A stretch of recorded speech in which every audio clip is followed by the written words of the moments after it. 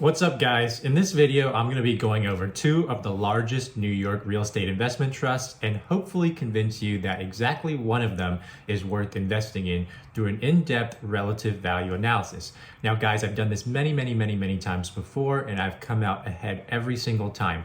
I'll be describing my process, showing you actual proof of which ones have worked for me in the past year, and then get right into the analysis. If you're new to the channel, welcome. I cover a bit of unconventional stock and career advice backed by my personal experience of having made over $1 million from investing alone. No, I don't make mad bank at work. I don't have a rental property empire. I'm just a normal guy who wants to show that you can do this too, and I'm thrilled to have you around. Now, if you've spent any time in finance, chances are you're probably familiar with the concept of comps analysis, basically looking at two or more similar companies. But sometimes you can do even better than similar though. What are two companies that are almost exactly the same?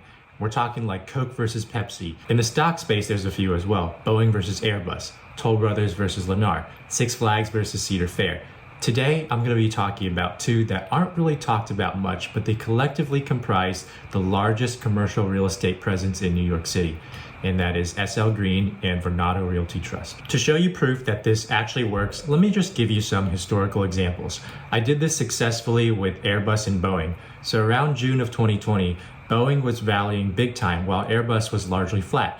Now, Airbus has greatly outpaced its American counterpart and has netted me a big return, right? Now, a second example I'll give you is with Berkshire's B shares and the Dow Jones. Around that time, Buffett was getting quite a bit of heat for having sold his airlines and the banks at the bottom, leading many to question if he had lost it, including this guy. And it wasn't just the Reddit or the retail crowd, you see. With the magnitude of this drop, Berkshire saw either actually pretty big outflows or some active shorting. But seeing that divergence between Berkshire and Dow Jones is quite unusual, to say the least, historically speaking.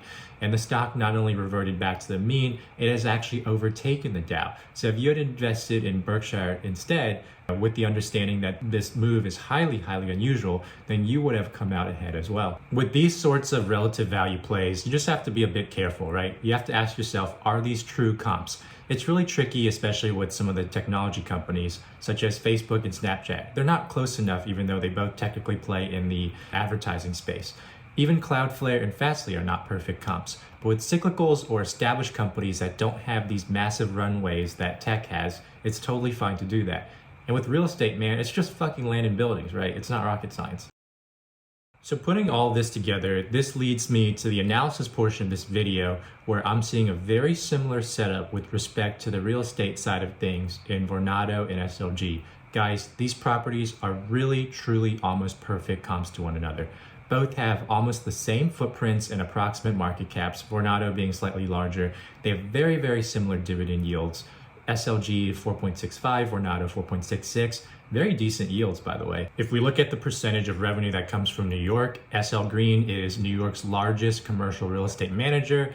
80% of Vornado's revenue comes from New York City. They also have some property in San Francisco, all tier A, high quality properties. In terms of rent collections, Vornado collected 96% of the rent in Q1 compared to 95% for SLG. Again, both very high on the commercial side, a little bit less on retail, which is expected. And both even have these analogous, what I would call hero properties, right? One Vanderbilt for SL Green, this sort of flagship property, which also doubles as their commercial office, and Penn Plaza for Vornado. It should come to no surprise then that both of these companies have very similar lockstep 5-year performance histories. And given that both are collecting rents and generating earnings, I'm much more bullish on Vornado because it is trailing SL Green by a significant margin, in addition to being a macro or beta play in the office sector. Because it hasn't recovered yet, will benefit greatly from the recovery, and pays a great dividend, it is without a doubt my top pick in the REIT sector. Now, you might be wondering what I like about this space. And I'll just start off by saying that we're in an environment where the recovery from COVID is going pretty well. You know, there are some hiccups, especially in June, which saw the single largest month of underperformance of value relative to growth in over 20 years. But the core thesis is that the economy is recovering, Americans are getting vaccinated, people are going back to the office whether they like it or not. And these rents, you know, they're long-term, right? When you sign a lease with a commercial property, these are 10-year, 5-year leases. It's not like your apartment lease, for instance. And if we look at real estate across the board, right, we've seen a substantial amount of evidence of this recovery. On the residential side, you've got Avalon Bay, Essex Property Trust, to name a few, that have posted excellent returns year to date. Even beleaguered mall properties such as Simon Property, Massariche have done incredibly well as well. Now, offices are getting hit, but that's also where I'm seeing the opportunity.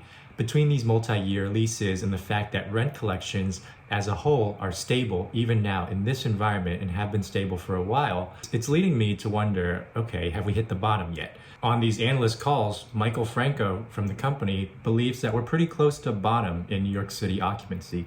They're seeing trends turning from a tenant's market to a landlord's market over the next 6 months or so. And he says that things are picking up a lot, not a little. All this angst around work from home coming to an end, there's a big difference culturally between asking someone to return to a suburban office in the middle of nowhere versus a New York high-rise. We're talking about prime cream of the crop real estate here. As I look across New York City, where I'm from, you'll notice that rents are high, right? Residential apartments are literally flying off the shelves. As people, especially younger guys, are flocking to the city, this should boost retail and commercial activity. What you have is a powerful confluence of factors. 100 billion plus of stimulus is making its way to New York City over the next 12 to 18 months. There's a surging financial sector, great hiring trends, and explosive business activity. And as COVID restrictions become lifted, or are lifted in many cases, and you have this call of workers to return back to this office, you should see a truly vibrant recovery in the New York real estate, especially in the commercial office real estate market. And both Vornado and SLG are best positioned to meet that demand. Final caveat, I just want to say that this is probably not a stock that you want to hold forever, right? Mispricings don't last that long, generally speaking, but you can make a fair amount of money depending on the degree in which assets are mispriced and when you get in. Just look at how much I made on Boeing, as well as how much made on Berkshire, Toll Brothers, etc. Anyway, guys, I hope you enjoyed this video. Hopefully it was informative for you. As always, nothing is more valuable than your time, except for maybe your money. I hope to see you on the next one. Thanks so much.